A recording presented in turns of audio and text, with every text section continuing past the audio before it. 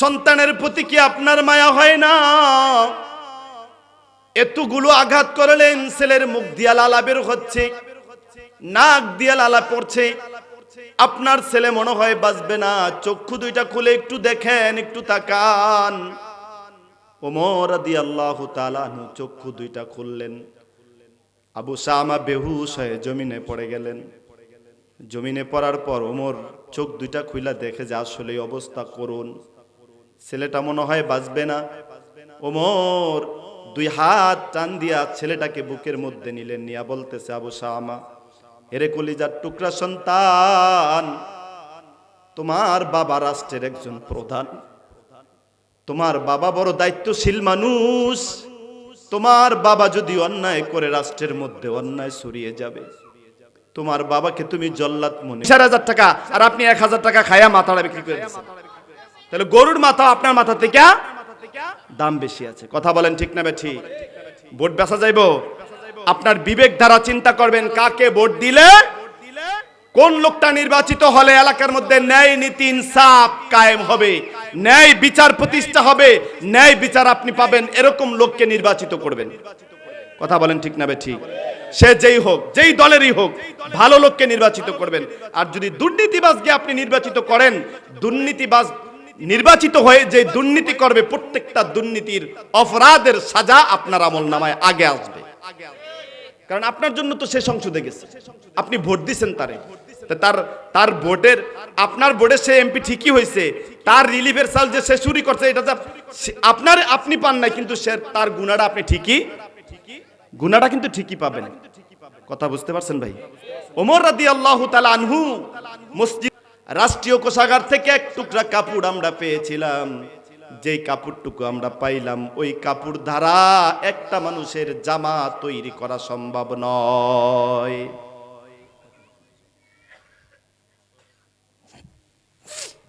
যেই এক টুকরা জামা আমাদেরকে কাপড় দান করলেন, এক টুকরা জামা দিয়ে, কাপড় দিয়ে জামা তৈরি হয় না। তাহলে আপনি আজকে যেই জুব্বাটা পরে আসছেন, যেই জামাটা পরে আসছেন, এই জামাটা তো এই কাপড়েরই জামা দেখা যায়। তাহলে বলেন তো হে ওমর, আপনার শরীরের কাপড়ের জুব্বাটা কিভাবে হলো? আমাদেরকে জবাব চাই। চিন্তা করছেন নি যে আমাদেরকে যে কাপড় আপনি দিলেন, এই কাপড় দিয়ে কি হয় না? জামা হয় না, একটা পূর্ণাঙ্গ জামা হবে না। তাহলে আপনার শরীরে পূর্ণাঙ্গ জামা করতে গিয়ে আসলো, জবাব চাই। তার মানে আপনি রাষ্ট্রীয় কোষাগার থেকে চুরি করেছেন। বলেন তো আমাদের দেশের কোন নেতাকে এই ধরনের কথা বললে ওই বেড়ায় জীবিত থাকবো নি? কথা কয় না, থাকবো নি? এবার ওমর রাদিয়াল্লাহু তাআলা আনহু ডাক দিয়ে বলতেছি, সুবহানাল্লাহ, আমার রাষ্ট্রের ভিতরে এমন প্রতিবাদী মানুষ আছে। আল্লাহ রাব্বুল আলামিন বলেন, আমি আল্লাহ রাব্বুল আলামিনের হাজারো কোটি নেয়ামতের মধ্যে যাদেরকে আমি আল্লাহ নেয়ামত দান করেছি, এই বান্দাগুলো আমার নেয়ামত পাওয়ার পরে যারা আমার শুকর আদায় করে, শুকর গুজার করে, এদেরকে আমি আল্লাহ নেয়ামতগুলোকে বৃদ্ধি করে দেই। জোরে বলুন সুবহানাল্লাহ।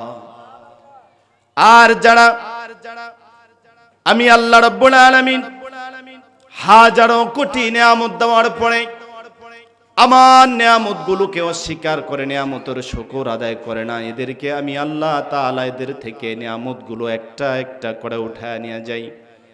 শুধু তাই না, ইন্না আযাবি লাশাদীদ, এদেরকে আমি আল্লাহ শক্ত আযাবের মধ্যে গ্রেফতার করি। বলুন নাউজুবিল্লাহ। ভাইরা আমার, আল্লাহর নবী সাল্লাল্লাহু আলাইহি সাল্লাম পৃথিবীতে আসলেন রহমতের বাণী নিয়ে। দীর্ঘ 23 বছরের জিন্দেগিতে পালা কর্মে, ঘটনা কর্মে, একটা একটা আয়াত করে, একটা একটা সূরা করে আল্লাহর কাছে আল্লাহ রাব্বুল আলামিন 23টা বছর সময় নিয়ে পবিত্র কোরআনুল কারীম আমাদের প্যারা নবী মুহাম্মদ সাল্লাল্লাহু আলাইহি সাল্লামের উপরে নাজিল করেছেন। 23 বছর সময় নিয়েছেন। 40 বছরে আল্লাহর নবীর উপরে কোরআন আসে। আর পালাক্রমে 23টা বছর সময় নিয়ে পূর্ণাঙ্গ কোরআন আল্লাহর নবীর উপরে যখন নাজিল হয়েছে, ওই যুগে সাহাবীদের মধ্যে যেই পরিমাণ কোরআন প্রেমিক ছিল, যারা কোরআন সুন্দর মতো মেনে চলেছে, কোরআনের আইনগুলো মেনে চলছে, কোরআনের শাসনগুলো যারা মেনে চলছে, আল্লাহর নবী যেভাবে বলেছেন সেইভাবে চলছে, ওই যুগটাই ছিল স্বর্ণের সোনালী যুগ। কথা বলেন ঠিক কিনা? যেই যুগে মুসলমানেরা যতটুকু কোরআনকে মেনেছে, হাদিসকে অনুসরণ করেছে, ওই যুগে মুসলমানেরা ততটুকু নিরাপদে ছিল, ততটুকু ভালো ছিল। এখন বলেন তো, ওই সাহাবীদের যুগে নবীর সাহাবীরা যেইভাবে কোরআনকে আঁকড়িয়ে ধরেছিলেন, কোরআনকে মেনেছিলেন, হাদিসকে মেনেছিলেন, ওই যুগে সাহাবীদের যেই যুগটা ছিল, ওটা ছিল স্বর্ণালী একটা যুগ। কথা বলেন ঠিক কিনা? যে ওমরে ফারুক রাদিয়াল্লাহু তাআলা আনহু নবীজির মাথা কাটার জন্য যখন গেলেন, নবীজির গর্দান উড়াইয়া দিবেন, বড় কোন উপটৌকন পাওয়ার জন্য আবু জেহেল ঘোষণা করে দিলেন। ওমর রাদিয়াল্লাহু তাআলা আনহু দাঁড়ায় গেলেন বড় কোন উপটৌকন পাওয়ার জন্য, রাসূলের মাথাটা কেটে নিয়ে আসবে। এমত অবস্থায় পথের মধ্যে একজন সাহাবীর সাথে দেখা। বলছে, ওমর কোথায় যাও? বলে, নবীর মাথা কাটতে যাই। বলে, নবীর মাথা কাটতে যে লাভ নাই, আগে নিজের ঘর সামলাও, তোমার বোন ভগ্নিপতি মুসলমান হয়ে গিয়েছে। জোরে বলা যাবে না সুবহানাল্লাহ? ওমর দৌড়ায় বোনের বাড়িতে যায়া দেখে বোন কোরআনুল কারীম তেলাওয়াত করে, ভগ্নিপতি কোরআনুল কারীমের একটা আয়াত তেলাওয়াত করছে। ওমর আয়াত শোনা মাত্র ঘরের মধ্যে যখন ওমর আসছে আওয়াজ পাইলেন, সাথে সাথে কোরআনের পৃষ্ঠাটা বন্ধ করে দিয়েছে, কোরআন তেলাওয়াত বন্ধ করে দিয়েছে। বলছে, ভাই এসেছে। ওমর দরজার মধ্যে আঘাত করে বলছে, বোন দরজা খোলো। না না, দরজা খোলা যাবে না। বলছে, দরজা খুলো, না হয় দরজা ভেঙে প্রবেশ করব। এক অবস্থায় দরজা ভেঙে ঘরের মধ্যে ঢুকে বোনকে আঘাত করা শুরু করে দিয়েছে। বোন জামাকে আঘাত করেছে, রক্তাক্ত করে দিয়েছে। যতই রক্তাক্ত করেছে, মুখের থেকে কালিমার আওয়াজ বন্ধ করে দিতে পারে নাই। ঠিক কিনা? ওমর চিন্তা করেন, আরে একা কেমন কালাম,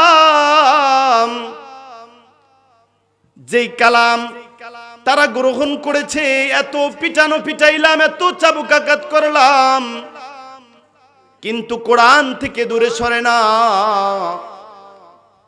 ওমরের হৃদয়ের মধ্যে কোরআনের একটা ভালোবাসা পয়দা হয়ে গেছে। কারণ আল্লাহর নবী এক সময় দোয়া করছিলেন আল্লাহর কাছে, ওগো আল্লাহ, ইসলামের জন্য, কোরআনের জন্য হয় ওমর না হয় আবু জাহেলকে আপনি কবুল করেন। কিন্তু আল্লাহ তাআলা ইসলামের সৈনিক হিসাবে ওমরকেই কবুল করেছেন। ঠিক কিনা? নবীজি দোয়া করেছেন, দোয়া আল্লাহর দরবারে কবুল হয়েছে। এবার ওমরের সুরটা একটু নরম হলো, নরম কণ্ঠে বলছে, বোন, এত আঘাত করলাম, এত মারা মারলাম, তারপর কোরআন কেন ছাড়ো না? একটু আমাকে দেখাও তো, কি পড়তেছিলে রে বোন? বোন এবার বলতেছে, ভাই, তোমাকে নাফাক অবস্থায় দেখানো যাবে না, তুমি গোসল করে আসো, কালেমা পড়ো, তারপরে তোমাকে কোরআন দেখাবো। আল্লাহর নবী সাল্লাল্লাহু আলাইহি সাল্লামের দরবারে আমাকে নিয়ে চলো বোন। নবীজির দরবারে এবার ওমর রাদিয়াল্লাহু তাআলা আনহু যায়। ওমরের হাতে তরবারি দেখে সমস্ত সাহাবীরা বলতেছে, ইয়া রাসূলুল্লাহ, ওমরের হাতে তরবারি, ওমর তরবারি নিয়ে আমাদের কাছে আসছে। আবু জেহেল ওখানে ঘোষণা করে দিয়েছে, নবীজি আপনার মাথা কাটার জন্য, আর ওমর তরবারি নিয়ে আপনার দরবারে আসছে। তাহলে বোঝা যায় ওমর আপনার মাথা কাটতে আসছে গো নবীজি। সাহাবীরা দাঁড়ায়া যায়। নবীজি বলতেছে, সাহাবীরা তোমরা বসে যাও, কারণ ওমর ভালো নিয়তে যদি আসে তাহলে অবশ্যই আমরা সাদরে গ্রহণ করব। আর যদি ওমর খারাপ নিয়তে আসে, আবু বকর দাঁড়ায় গেছে, হযরত আলী দাঁড়ায় গেছে, অন্য সাহাবীরা বলতেছে যদি ভালো নিয়তে আসে তো ভালো, যদি খারাপ নিয়তে আসে ওমরের তরবারি দিয়া ওমরকেই দ্বিখণ্ডিত করে দিব। আল্লাহর নবীর দরবারে যায়, ওমর রাদিয়াল্লাহু তাআলা আনহু তরবারিটা রাখেন। তরবারিটা এভাবে হাতের মধ্যে করে নবীজির দরবারে গেলেন, বলতেছি ইয়া রাসূলুল্লাহ, আমি কালেমা পড়ার জন্য আসছি, আপনার মাথা কাটার জন্য আসি নাই গো নবীজি, আমাকে পড়ায়া দেন লা ইলাহা ইল্লাল্লাহু মুহাম্মাদুর রাসূলুল্লাহ সাল্লাল্লাহু আলাইহি ওয়াসাল্লাম। সেই ওমর একটা সময় আল্লাহর নবী সাল্লাল্লাহু আলাইহি সাল্লাম দুনিয়া থেকে চলে গেলেন। ওমর রাষ্ট্রপ্রধান হলেন, কারণ কোরআনের ছায়া তলে যারা আশ্রয় গ্রহণ করে এদেরকে কোরআনের রঙ্গিনে আল্লাহ রঙ্গিন করে দেয়, কোরআনের সম্মানে এদেরকে আল্লাহ সম্মানিত করে দেয়। কথা বলেন ঠিক না বে ঠিক? কোরআনের সম্মানে আল্লাহ এদেরকে সম্মানিত করে দেন। ওমর যেহেতু মুসলমান হয়েছে, মুসলমান হওয়ার পরেই ওমর ঘোষণা করছে, ইয়া রাসূলুল্লাহ, আজ থেকে আর গোপনে ইসলাম প্রচার নয়, আমি ওমর ইসলাম গ্রহণ করেছি। আর আমি ওমর এখন প্রকাশ্যে ঘোষণা করব, আশহাদু আল্লা ইলাহা ইল্লাল্লাহ ওয়া আশহাদু আন্না মুহাম্মাদার রাসূলুল্লাহ। ইয়া রাসূলুল্লাহ, আমি প্রকাশ্যে আযান দেব, আমাকে আযান দেওয়ার অনুমতি দেন। ওমর রাদিয়াল্লাহু তাআলা আনহু যখন কালিমার ছায়াতলে আশ্রয় গ্রহণ করলেন, আল্লাহর নবীর শক্তি আরো বৃদ্ধি পেয়ে গেল। ঠিক কিনা? সেই ওমর রাষ্ট্রপ্রধান হলেন। আল্লাহ রাব্বুল আলামিন বললেন, ওয়ালতাকুম মিনকুম উম্মাতুন ইয়াদউনা ইলাল খায়রি ওয়া ইয়া'মুরুনা বিল মা'রুফ ওয়া নাহাউ আনিল মুনকার। তোমাদের মধ্যে একটা দল এমন থাকতে হবে যারা মানুষকে আল্লাহর দিকে ডাকে। তোমাদের মধ্যে একটা দল এমন ভাবে থাকা চাই যারা মানুষকে আল্লাহর পথে ডাকে, যারা মানুষকে আল্লাহর দিকে আহ্বান করে, মানুষকে আল্লাহর দিকে আহ্বান করে চারটা পদ্ধতিতে মানুষকে আল্লাহর দিকে আহ্বান করে। আর যারা মানুষকে আল্লাহর দিকে আহ্বান করে এদেরকে আল্লাহ তাআলা যদি রাষ্ট্রীয় ক্ষমতায় বসায় তাহলে এরা কাজ করবে চারটা। জোরে বলেন কয়টা? চারটা কাজ করবে। আল্লাযীনা ইম্মাক্কান্নাহুম ফিল আরদ আকামুস সালাহ। এক নাম্বার, যাদেরকে আমি রাষ্ট্র ক্ষমতা দিব, যদি কোনো মুসলমান দেশের মধ্যে কোনো মুসলমান রাষ্ট্রপ্রধান হয় তাহলে তার কাজ থাকবে চারটা। জোরে বলেন কয়টা? এক নাম্বার আকামুস সালাহ, নামাজ কায়েম করবে। কি কায়েম করবে? দুই নাম্বার ওয়া আতাউজ যাকাত, যাকাত আদায় করবে। যাকাত আদায় করে গরিবদেরকে জাকাত ফান্ড থেকে গরিবদেরকে স্বাবলম্বী করে তুলবে। তিন নাম্বার আকামুস সালাতা ওয়া আতাউজ যাকাত ওয়া আমারু বিল মা'রুফ ওয়া নাহাউ আনিল মুনকার, ন্যায় নীতি প্রতিষ্ঠা করবে আর অন্যায়ের বিরুদ্ধে রুখে দাঁড়াবে। কাজ করবে কয়টা? জোরে বলেন কয়টা? যাদেরকে আল্লাহ রাষ্ট্রীয় ক্ষমতা দিবে তারা কাজ করবে চারটা। যদি কোনো মুসলমান রাষ্ট্রীয় ক্ষমতায় যায় তাদের অঙ্গীকার থাকবে আমরা কাজ করব চারটা। জোরে বলেন কয়টা? এক নাম্বার আকামুস সালাহ, নামাজ কায়েম করবে।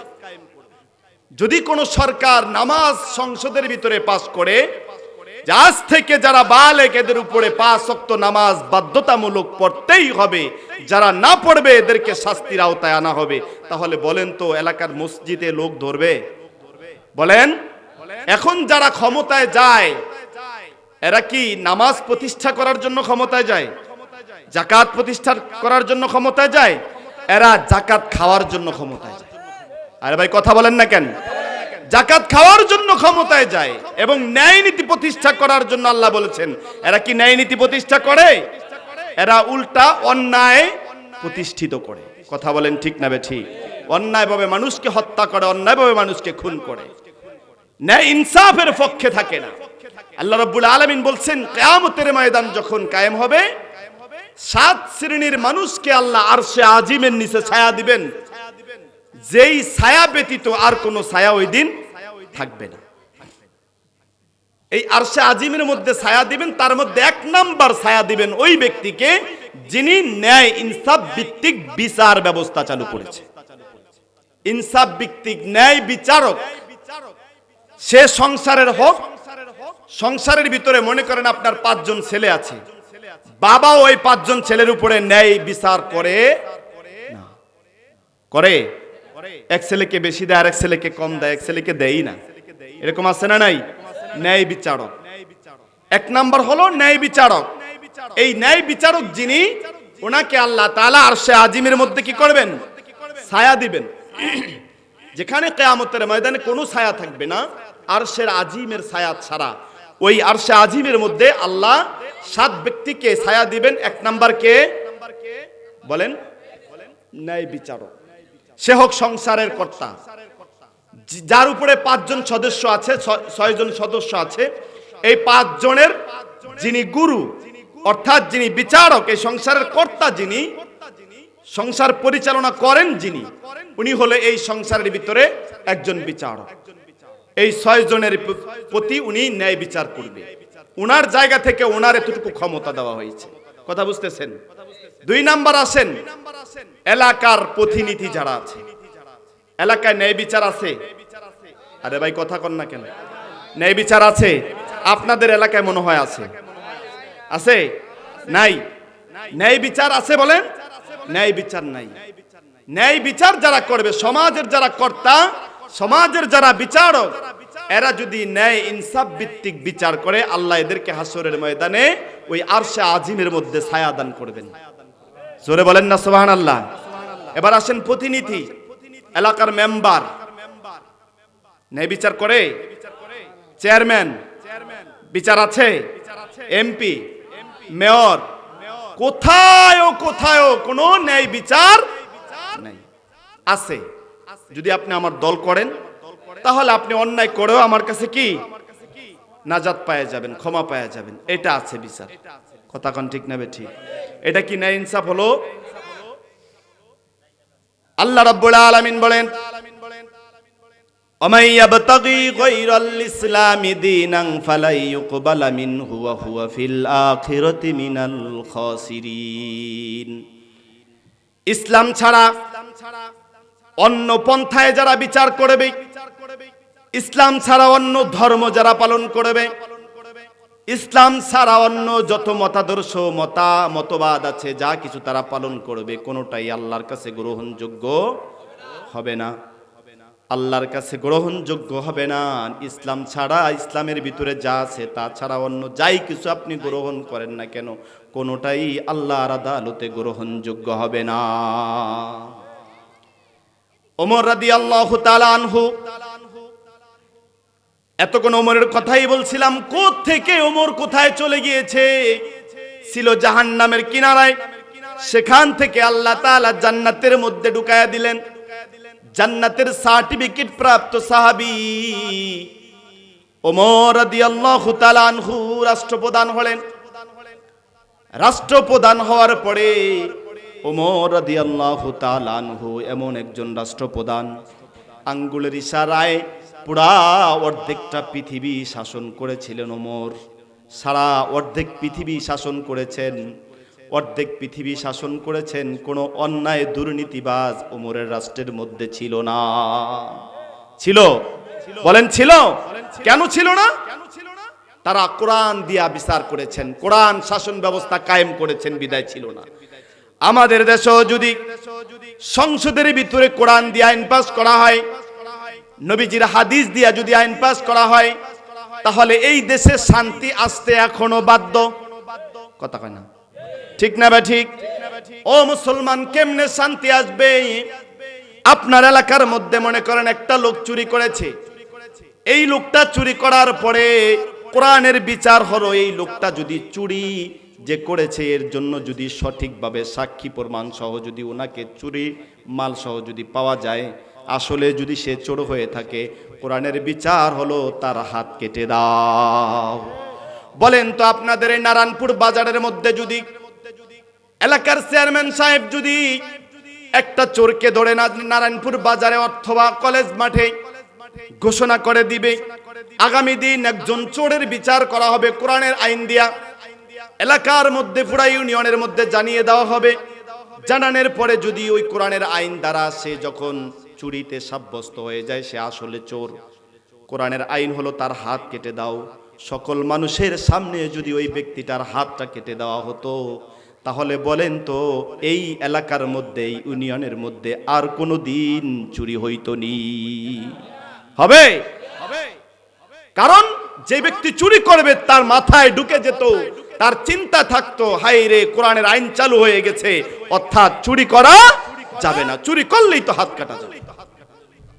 তাহলে বলেন তো একটা লোক চুরি করে পেটের খিদায়,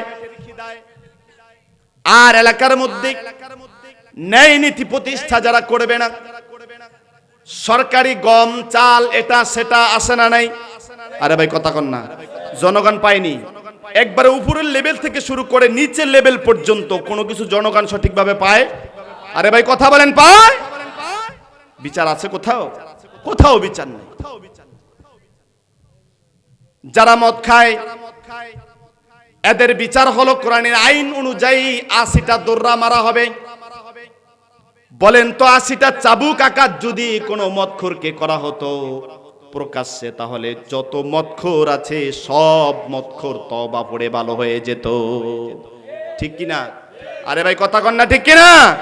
কিন্তু আজকে যারা মদ খায়, গাঞ্জা খায়, ইয়াবা বাবা খায়, এদের পিছনে বড় বড় নেতারা আছে, কথা কয় না, ঠিক কিনা বলেন? যার কারণে এই ছোটগুলোকে শায়েস্তা করা যায় না, এরা শেল্টার দেয়। তাহলে আসলে যারা অপরাধী এরা পার পাচ্ছে কেন? এরা পার পাচ্ছে কেন? যে আমাদের উপরে বড় ভাইরা তো আছে, কথা কয় না। যদি পুলিশ ধরে তাহলে বলে যে বড় ভাই আছে, আমাদের বড় ভাই শেল্টার দেয় আমাদেরকে, বড় ভাই যা করার বড় ভাই করে নিবে, কথা কয় না, ঠিক না বে ঠিক? বন্ধুরা আমার, ওমর রাষ্ট্রপ্রধান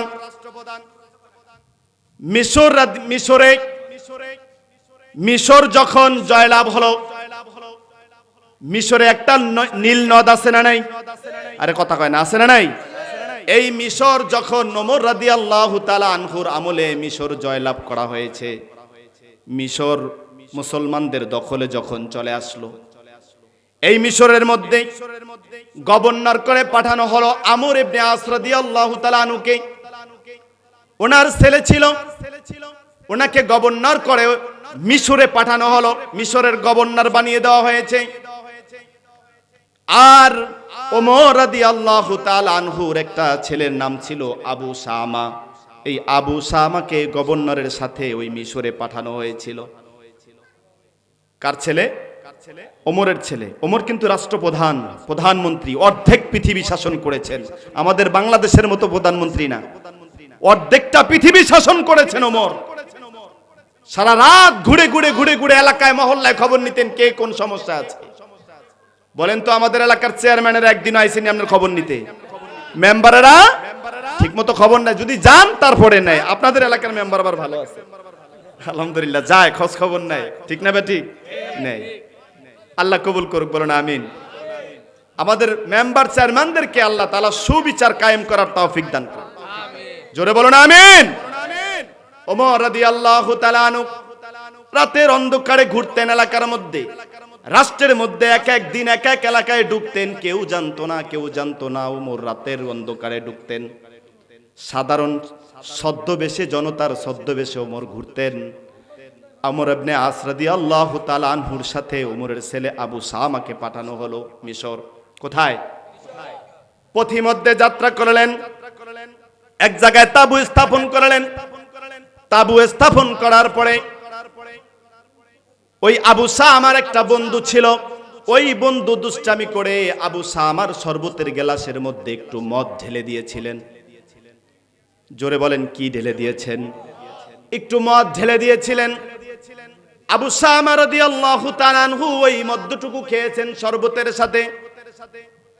খাওয়ার পরে এই ঘটনা আমর ইবনে আস রাদিয়াল্লাহু তাআলা আনহু তখন মিশরের গভর্নর করে পাঠাইছিলেন ওমর।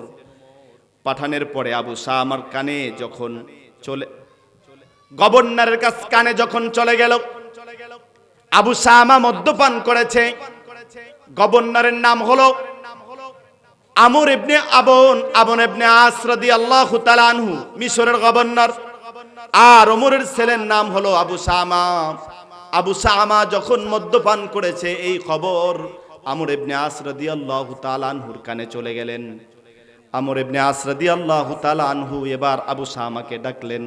তখন আইন ছিল যে মদ্যপান করবে তার ৮০টা দোররা মারা হবে, ৮০টা বেত্রাঘাত করা হবে। এখন সে দুনিয়াতে বাসুক চাই মরে যাক, কোনো কিচ্ছু আসে যায় না। কয়টা দোররা মারবে? ৮০টা দোররা।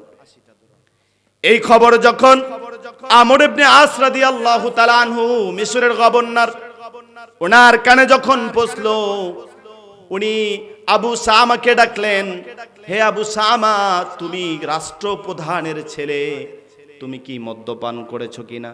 বলছে, হ্যাঁ আমি তো মদ্যপান করেছি, ভুলে পান করে ফেলেছি। আমার বন্ধু দুষ্টামি করে আমার শরবতের গ্লাসের মধ্যে একটু মদ ঢেলে দিয়েছে, আমি ওই শরবতের সাথে মদটুকু খেয়ে ফেলেছি।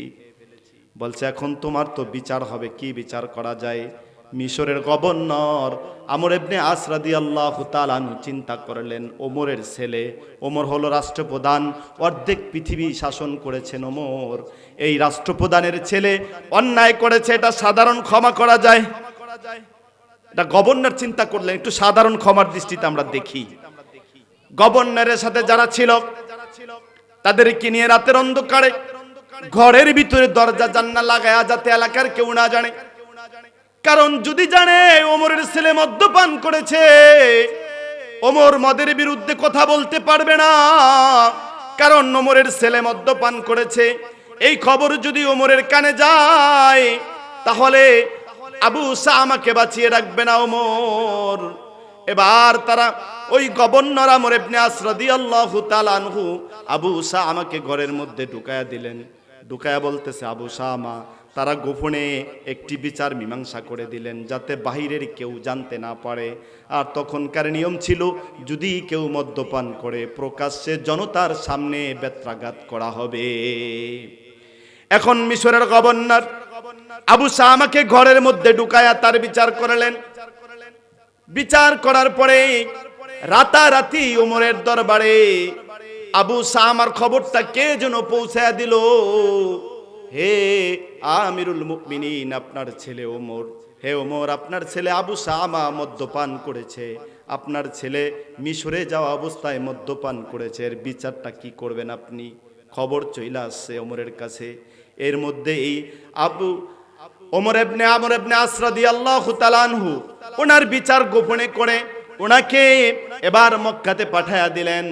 ওমর রাদিয়াল্লাহু তাআলা আনহু যখন শুনলেন যে এই ঘটনা তারা বিচার গোপনে করেছে, এই ঘটনা শোনার পরে ওমর আবু সামাকে ডাক দিলেন, ছেলেকে ডাক দিলেন, হে আমার কলিজার টুকরা ছেলে, তুমি কি মদ্যপান করেছো?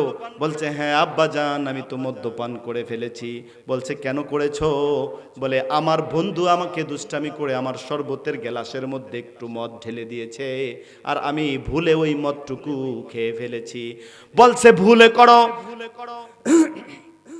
আর সজ্ঞানে করো, তুমি তো মদ্যপান করেছো। বলে, হ্যাঁ আমি মদ্যপান করেছি। তোমার বিচার হয়েছে? বলে, হ্যাঁ। কি বিচার হয়েছে? যে আমার বাবা রাষ্ট্রপ্রধান, যদি এই কথা এলাকার মানুষ, রাষ্ট্রের মানুষ জানে, আমার বাবার বদনাম হবে, এই জন্য ঘরের মধ্যে নিয়ে ওনারা আমার বিচার করেছেন। বলছে, ওমর বলতেছে, এই বিচার আমি ওমর মানি না। সুবহানাল্লাহ, বাড়ি যে কইন আর জোরে বলেন না সুবহানাল্লাহ। এবার আমর ইবনে আস রাদিয়াল্লাহু তাআলা আনহুকে ডাকা হলো। এ আমর ইবনে আস রাদিয়াল্লাহু তাআলা আনহু, তুমি কি আমার ছেলের বিচার করেছো? বলে হ্যাঁ বিচার করেছি। যে তুমি কি বিচার করেছো? যারা মদ্যপান করে এদের বিচার হলো প্রকাশ্যে মানুষের সামনে ৮০টা বেতের বাড়ি দিতে হবে। তাহলে তুমি বেতের বাড়ি না দিয়ে কি বিচার করলে? এই বিচার আমি মানি না। আগামী দিন রাষ্ট্রের মধ্যে ঘোষণা দিয়ে দাও, অমুক জায়গার মধ্যে উমরের ছেলে আমর আবু শামার বিচার করা হবে, সবাইকে উপস্থিত থাকার জন্য। জোরে বলুন না আল্লাহু আকবার, আরো জোরে বলুন আল্লাহু আকবার। যে আবু শামার বিচার করা হবে, কারণ ওমরের ছেলে বলে মদ্যপান করে পার পাবে না, কারণ এটা ইনসাফ ভিত্তিক রাষ্ট্র। এই রাষ্ট্রে কোরআনের আইন চলে, এই রাষ্ট্রে হাদিসের আইন চলে, কোরআনের আইন চলে। যেই রাষ্ট্রের ভিতরে এই রাষ্ট্রে অন্যায় হতে পারে না, হতে পারে না, হতে পারে না। হোক আমার ছেলে বা আমিও যদি অন্যায় করি, তাহলেও তোমরা এলাকার জনগণ আমার বিচার করবা। এবার ওমর প্রকাশ্য ঘোষণা দিলেন। দেওয়ার পরে ময়দানে মানুষজন হাজির। এবার আমর ইবনে আস রাদিয়াল্লাহু তাআলা আনহু উপস্থিত, আবু শামা উপস্থিত। আবু শামাকে এবার বেতানা হলো, চাবুক আনা হলো। ওমর চাবুক মারা শুরু করলেন, কারণ নিজের সন্তানের বিচার চকিদার দ্বারা করবেন না, কারণ চকিদারের মায়া লাগতে পারে। একজন রাষ্ট্রপ্রধানের ছেলের গায়ে হাত উঠাইলে কি সাজা হইতে পারে, ভয় থাকতে পারে তার ভিতরে। আমার ছেলের বিচার যদি আমি নিজে করি, তাহলে কেউ কিছু বলতে পারবে না। কথা বলেন ঠিক কিনা? ও ভাইরা, আমাদের দেশে বলেন তো কোনো বিচার আসেনি? আছে? সব বিচার আমার দলীয় লোক হলেই সব মাফ, অন্যায় অপরাধ যা করো সব মাফ। কথা বলেন ঠিক কিনা?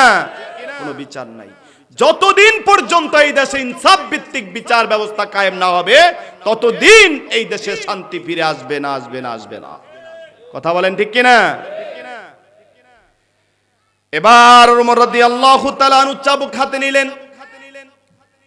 চাবুক হাতে নিয়ে আবু শামাকে লক্ষ্য করে বললেন, সন্তান, তুমি আমাকে জল্লাদ মনে করো না।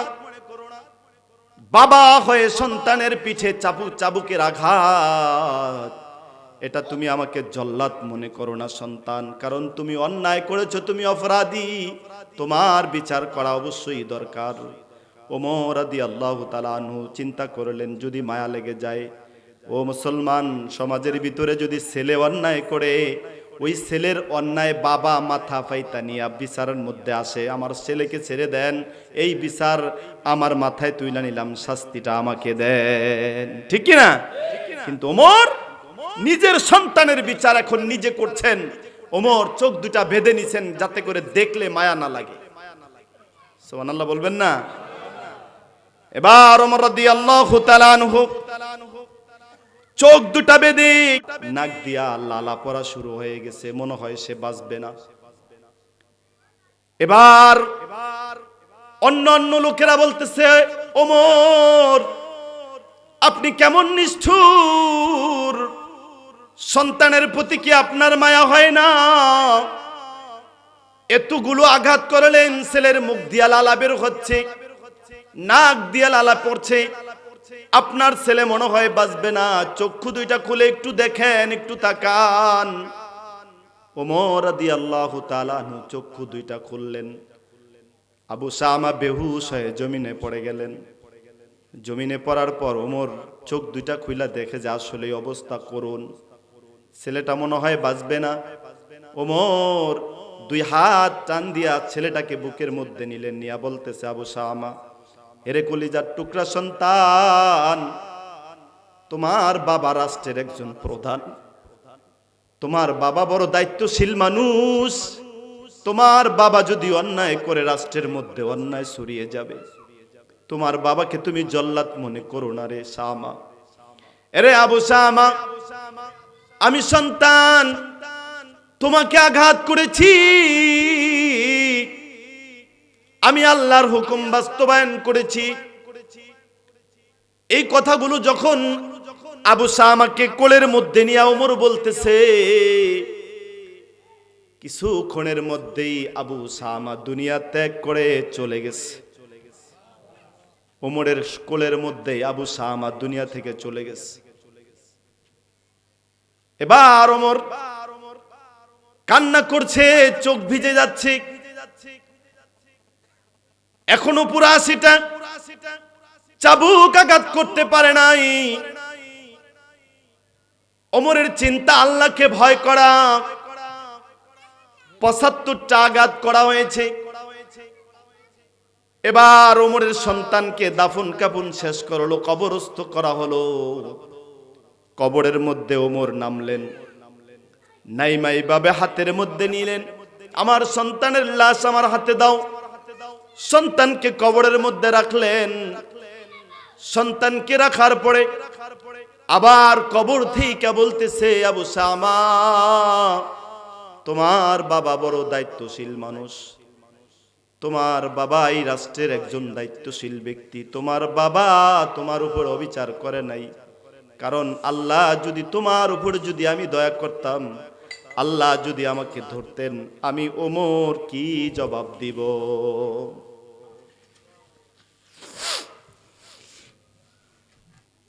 এরে আবু শামা, তোমাকে আমি কবরস্থ করে দিলাম।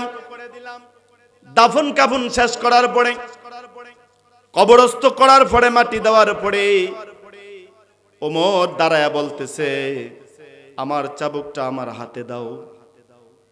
অন্য লোকজন বলতেছে, আমিরুল মুমিনিন, কবরস্থ করার পরে এখন আবার চাবুক দিয়া কি করবেন? বলে, চাবুকটা আমার হাতে দাও।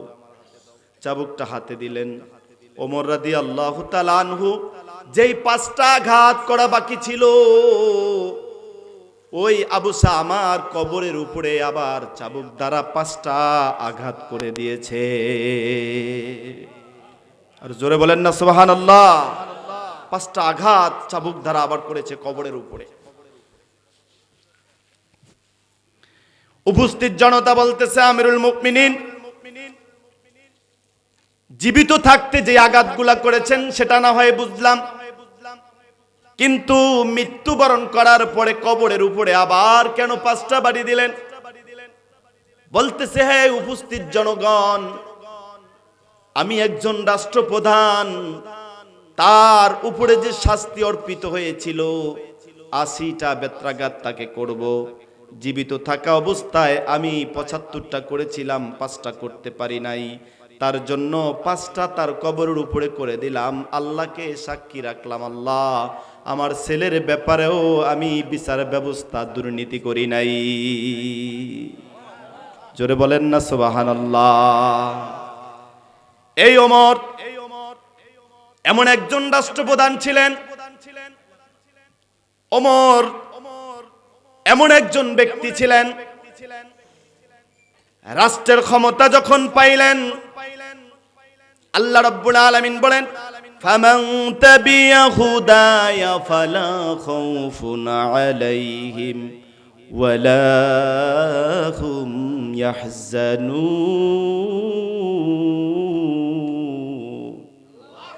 আর জোরে বলেন না আল্লাহু আকবার। কোন দেশে যদি কোরআনের আইন, কোরআনের শাসন যদি জারি হয়, চালু হয়, ওই দেশে চুরির ভয় থাকবে না, ডাকাতির ভয় থাকবে না, ছিনতাই জিনাকার ব্যভিচার থাকবে না, কোনো অন্যায় অপরাধ হবে না, কোনো অন্যায় অপরাধ কেউ করবে না। কারণ যদি কোরআনের আইন চালু হয়ে যায়, চুরির কথা বলছিলাম, যে চুরির বিচার যদি প্রকাশ্যে করা হয়, অন্য চোর ডাকাত সব ভালো হয়ে যেত। কথা বলেন ঠিক কিনা? ওমর রাদিয়াল্লাহু তাআলা আনহু মিম্বরে খুতবা দিচ্ছেন। আল্লাহ বলছেন, যাদেরকে রাষ্ট্র ক্ষমতা দিব তারা কাজ করবে 4টা। জোরে বলেন কয়টা? 1 নাম্বার সালাত আদায় করাবে, সালাত কায়েম করবে, আকিমুস সালাহ, নামাজ কায়েম করবে। নামাজ রাষ্ট্রের মধ্যে নামাজকে কায়েম করার জন্য হুকুম দিবে। 2 নাম্বার ওয়াতুজ যাকাত, যাকাত আদায় করবে, একটা ফান্ড তৈরি করবে, যাকাত ভিত্তিক একটা ফান্ড তৈরি করবে। ওই রাষ্ট্রীয় কোষাগারে যেই যাকাতের টাকা জমা হবে, ওই টাকা দিয়ে যারা যাকাত পাও না, যারা মূলত হকদার, এদেরকে যাকাত আদায় করে দিবে। যাকাত ভিত্তিক একটি রাষ্ট্র পরিচালনা করবে। যারা আল্লাহ যাদেরকে রাষ্ট্র ক্ষমতা দিবেন তারা এই কাজগুলো করবে, ন্যায় ইনসাফ প্রতিষ্ঠা করবে, আর অন্যায়ের বিরুদ্ধে রুখে দাঁড়াবে। নবীজি সাল্লাল্লাহু আলাইহি সাল্লাম বলেন, মান রাআ মিনকুম মুনকারান ফালিয়ুগাইয়ির বিয়াদিহি ফাইল্লাম ইয়াস্তাতি ফাবিলিসানিহি। যার যে তুমি যদি কোনো সমাজে যদি কেউ অন্যায় করে, অপরাধ করে, তাহলে সে হাতের দ্বারা তার অন্যায়কে বাধা দিবে। যদি অতটুকু সামর্থ্য না থাকে মুখের দ্বারা বাধা দিবে, যদি অতটুকু সামর্থ্য না থাকে অন্তর দ্বারা ঘৃণা করবে। আর এটা হলো সবচাইতে ইমানের নিম্ন স্তর, সর্বনিম্ন ইমানের সর্বনিম্ন ইমান হলো এটা, যে আপনি অন্তর দ্বারা ঘৃণা করবেন।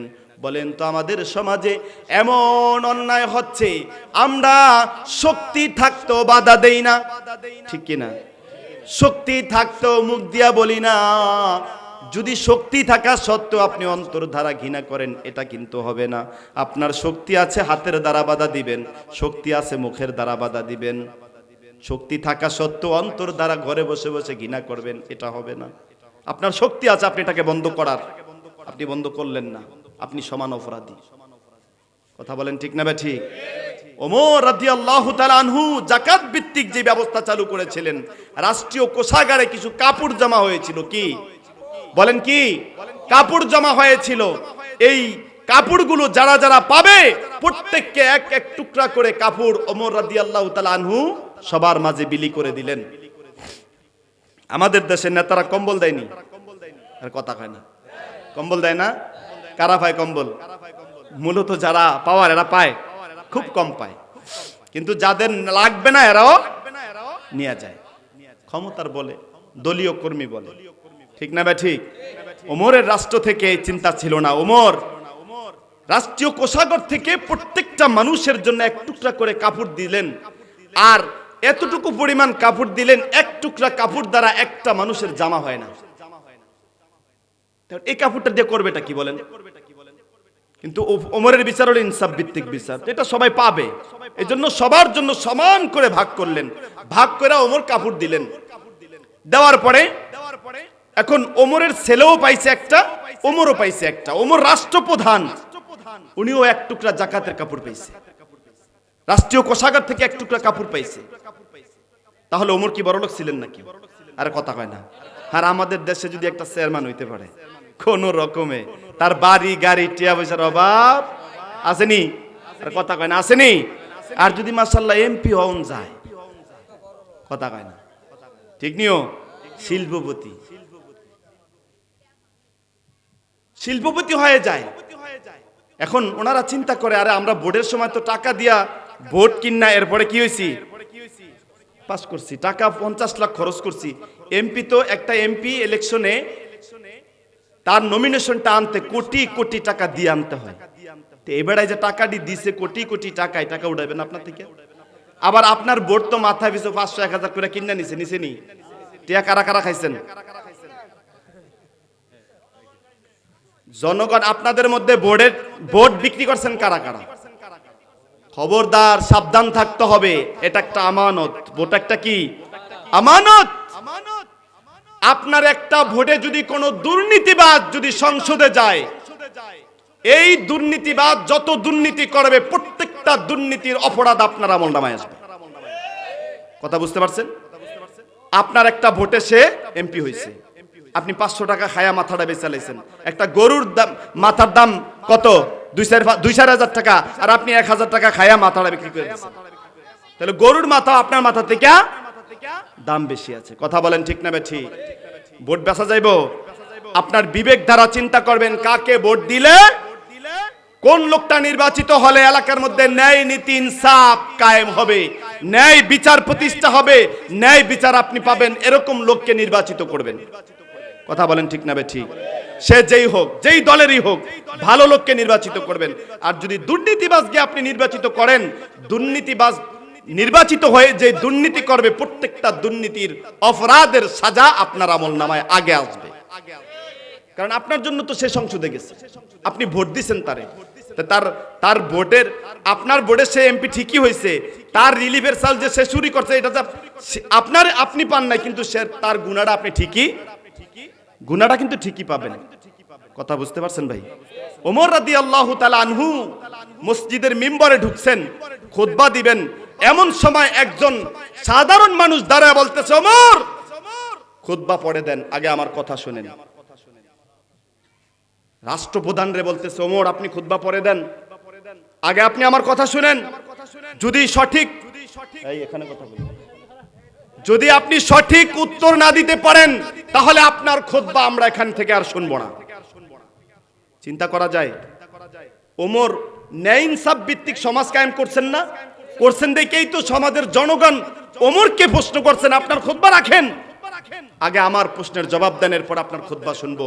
যদি সঠিক জবাব আপনি না দিতে পারেন আপনার খুতবা আমরা শুনবো না, আপনাকে আর আমরা মানবো না রাষ্ট্রপ্রধান হিসাবে।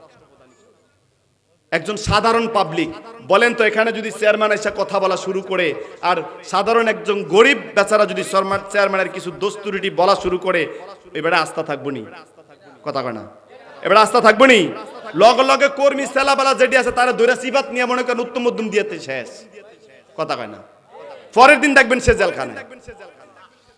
কথা কয় না, ঠিক না বে ঠিক? মনে হয় কষ্ট হইতেছে আপনাদের, মাইক ছেড়ে দেবো, কষ্ট হইতেছে না? যাই হোক, ওমর রাদিয়াল্লাহু তাআলা আনহু মিম্বরে দাঁড়ালেন, খুতবা দিবেন মিম্বরে। এমত অবস্থায় একজন সাধারণ জনগণ বলতেছে, ওমর আপনি আমার কিছু কথা শুনেন, এরপরে আপনি খুতবা দেন। আপনি যদি আমার সঠিক কথার উত্তর না দিতে পারেন তাহলে আপনার কথা আমরা শুনবো না। ওমর স্তব্ধ হয়ে গেলেন, কি আবার অপরাধ করলাম আমি? কারণ যে অপরাধী তার ভিতরে কিন্তু ভয় কাজ করে। ওমর এমন কোনো অপরাধ করে নাই, তারপরে ওমর ভয় করে কাকে? কারণ রাষ্ট্রপ্রধান দায়িত্ব, বড় দায়িত্ব। এই বড় দায়িত্ব নিয়ে ওমর রাদিয়াল্লাহু তাআলা আনহু বলছে, কি অপরাধ বড়, কি করেছি তোমার কথা বলো। বলছে, ওমর খলিফাতুল মুসলিমিন, গত সপ্তাহে আপনি আমাদেরকে এক টুকরা করে কাপড় দান করেছিলেন, রাষ্ট্রীয় কোষাগার থেকে এক টুকরা কাপড় আমরা পেয়েছিলাম। যেই কাপড়টুকু আমরা পাইলাম ওই কাপড় দ্বারা একটা মানুষের জামা তৈরি করা সম্ভব নয়।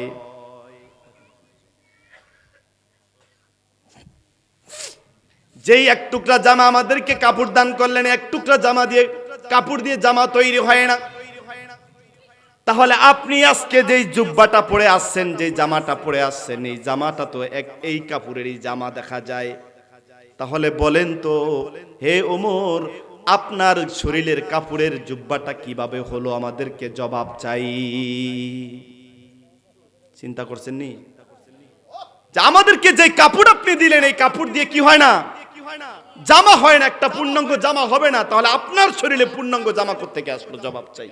তার মানে আপনি রাষ্ট্রীয় কোষাগার থেকে চুরি করেছেন। বলেন তো আমাদের দেশের কোন নেতাকে এই ধরনের কথা বললে ওই বেড়ায় জীবিত থাকবো নি? কথা কয় না, থাকবো নি?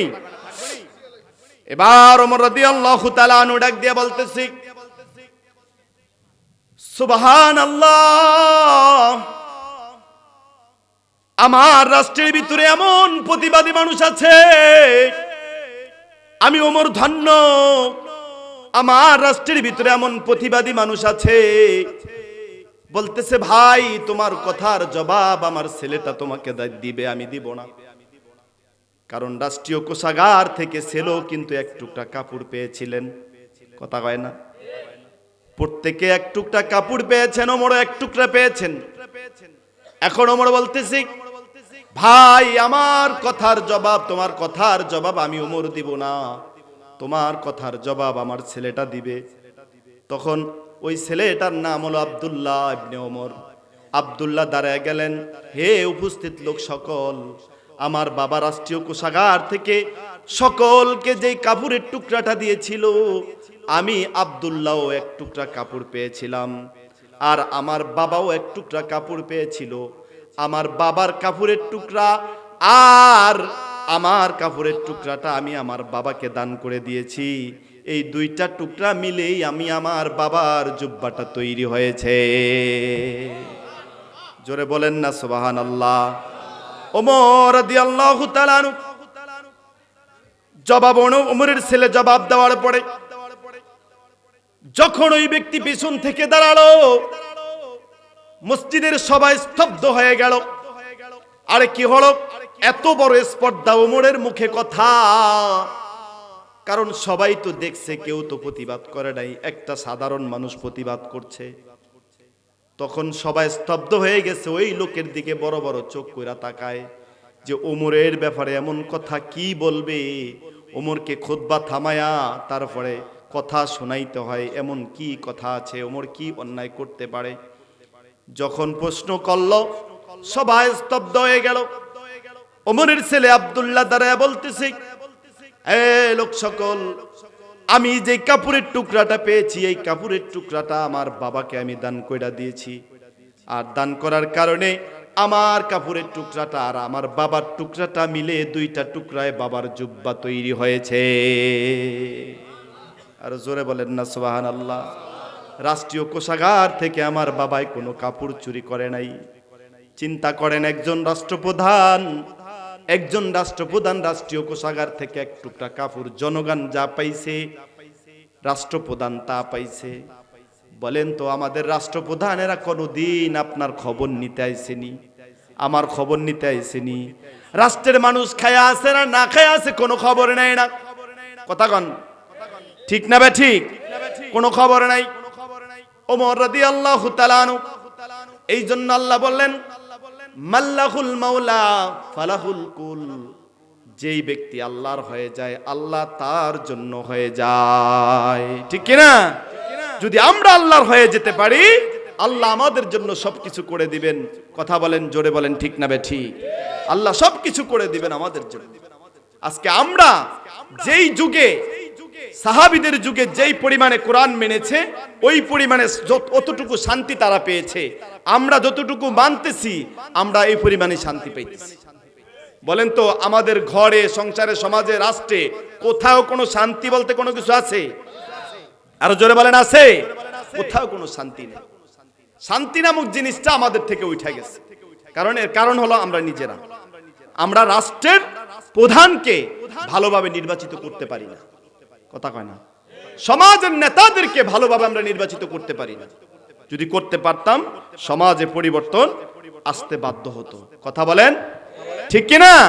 ওমর এমন একজন মানুষ ছিলেন, নবীজি সাল্লাল্লাহু আলাইহি সাল্লাম বলছেন যদি আমার পরে কেউ নবী হইতো ওই নবীটা আল্লাহ ওমরকে বানাইতেন। সুবহানাল্লাহ কয় না? ওমর এমন একজন ব্যক্তিত্ব ছিলেন, যেই ব্যক্তি নবীর মাথা কাটতে গিয়েছিলেন আবার ওই ব্যক্তি রাষ্ট্রপ্রধান হয়েছিলেন। ওমর ইসলামের জন্য নিজের জীবনকে বিলীন করে দিয়েছিলেন। জোরে বলেন সুবহানাল্লাহ। এজন্য ভাইরা আমাদেরকে যদি ভালো হতে হয়, যদি ভালো কিছু পেতে হয় আমাদেরকে আগে ভালো হতে হবে। আমরা ভালো না, ভালো কিভাবে আশা করব বলেন? আমরা শুধরাবো না, তাহলে সমাজ কিভাবে শুধরাবে বলেন? এই সমাজের প্রত্যেকটা মানুষ যদি নিজেকে নিজেদের অবস্থান থেকে যদি শুধরে নেয় সমাজে অন্যায় অবিচার হবে না। কথা কোন ঠিক না বে ঠিক? আপনার ছেলে আমার ছেলে কোথায় যায় কি করে এই দেখাশোনা যদি আপনার মধ্যে থাকতো, আপনি বাবা হিসাবে যদি ছোট থেকে ওই শিক্ষা তাকে দিতেন, আজকে বড় হয়ে সন্তানটা খারাপ পথে যেত না। আজকে সন্তানেরা বাবার কথা শুনে, বলেন শুনে বাবাকে ঘরে বসায় রেখে সন্তান আকাম কুকাম কইরা বেড়াইতেছে, মদ জুয়া বাবা ইয়াবা খাইতেছে, সমাজ নষ্টের দিকে যাচ্ছে। দিন দিন সমাজের অবস্থা পরিবর্তন হচ্ছে। একটা কথা কান খুলে শুনে রাখেন, এলাকার নেতৃবৃন্দ যারা আছেন, এই সমাজে যত অন্যায় অবিচার হচ্ছে আপনারা চোখে দেখেও দেখেন না, এর জন্য আল্লাহর আদালতে আপনাদেরকে দাঁড়াতে হবেই হবে। কথা বলেন ঠিক না ঠিক? এই জন্য রাসূল বলছেন মান রাআ মিনকুম মুনকারান ফালিয়ুগাইয়িরহু বিয়াদি ফাইল্লাম ইয়াস্তাতি ফাবিলিসানি ফাইল্লাম ইয়াস্তাতি ফাবিকলবিহি। যে তোমার হাতের ধারা যদি তুমি তাদেরকে বাধা দিতে পারো তাহলে তুমি বাধা দাও, যদি এতটুকু না পারো মুখের দ্বারা দাও, তাও না পারলে ঈমান তুমি ভিতরের অন্তর ধারা কি করো? ঘৃণা করো। কিন্তু আমাদের সমাজে দেখা যায় অন্যায় চলছে কিন্তু বাধা দেওয়ার ক্ষমতা আছে থাকা সত্ত্বেও বাধা দিচ্ছে না, বরং শেল্টার দিচ্ছে। কথা কোন ঠিক না বে ঠিক? তাহলে আল্লাহর আদালতে এরা দাঁড়াবে কি বলেন? দাঁড়াবে না? অবশ্যই দাঁড়াইতে হবে। আপনি একজন সংসারের কর্তা, এই সংসারের 5 জন সদস্যর আপনি মালিক, আপনি মেন গার্ডিয়ান। অতএব এই সদস্যরা যদি আপনার আন্ডারে থেকে, আপনার আয়াত্তে থেকে যদি অন্যায় অবিচার করে যদি আপনি বাধা না দেন, আপনি যদি এদেরকে না ফিরান, আপনি বাবা, আপনাকে আল্লাহর আদালতে দাঁড়াইতে হবে। ইয়া আইয়ুহাল্লাযীনা আমানু কু আনফুসাকুম ওয়া আহলিকুম নার। তুমি নিজে জাহান্নামের আগুন থেকে বাঁচো, তোমার পরিবার পরিজন আহাল যারা আছে এদেরকে জাহান্নামের আগুন থেকে বাঁচাও। আল্লাহ আমাদের সবাইকে কথাগুলোর উপরে আমল করে চলবার তৌফিক দান করুন। জোরে বলুন আমিন। ওয়া আখিরি দাওয়ানা আনিল হামদুলিল্লাহি রাব্বিল আলামিন। আসসালামু আলাইকুম ওয়া রাহমাতুল্লাহ।